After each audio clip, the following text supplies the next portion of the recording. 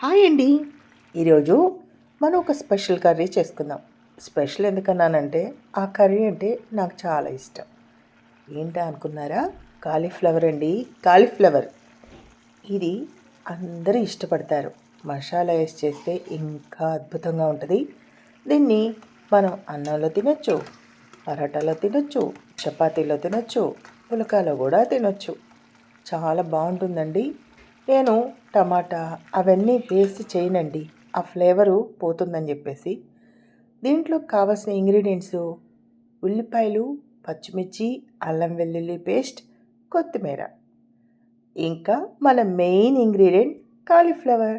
ముందుగా సన్నగా కోసుకొని ఉప్పు పసుపులో 2 నిమిషాలు నానబెడితే చక్కగా క్లీన్ అయిపోతాయండి. చూడండి ఎంత బాగా వచ్చిందో.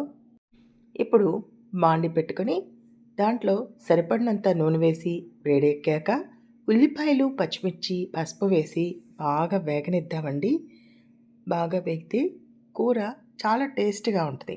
అందుకోసం చూసారా, కాలీఫ్లవర్ అంటే ఇష్టపడిన వాళ్ళు ఎవరైనా ఉన్నారా అండి? ఉండరు కదా.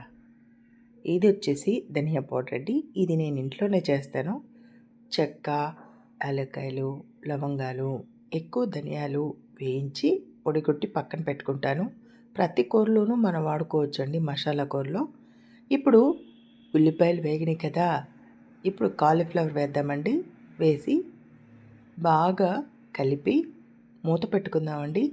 అప్పుడే బాగా తొందరగా మగ్గుతుంది. కాలీఫ్లవర్తో రకరకాల వంటలు చేసుకోవచ్చండి.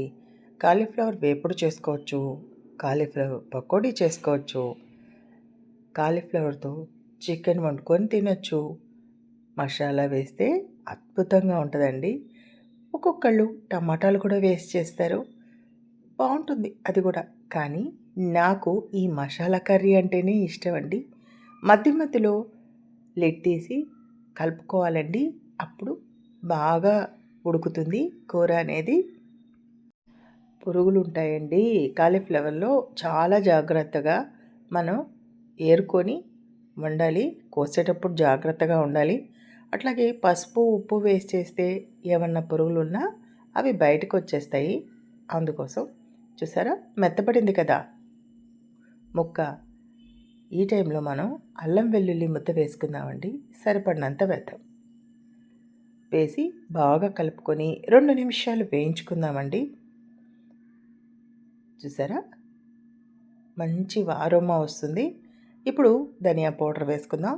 సరిపడినంత ఉప్పు, కారం వేసుకుందాం. కారం చూసి కంగారు పడకండి, ఎక్కువ వేసానని. అది కలరే అంతుందండి, కారం అయితే అంత లేదు. ఇప్పుడు తగినన్ని నీళ్ళు పోసుకొని కొత్తిమీర కూడా వేసేసుకొని నూనె తేరేంత వరకు ఉడికించుకుందామండి. నూనె అంతా తేరితే కనుక చాలా బాగుంటుందండి. కొత్తిమీర నేను మరింత ఎక్కువే వేస్తానండి. ఉడికేటప్పుడు, దించేటప్పుడు కూడా వేస్తాను.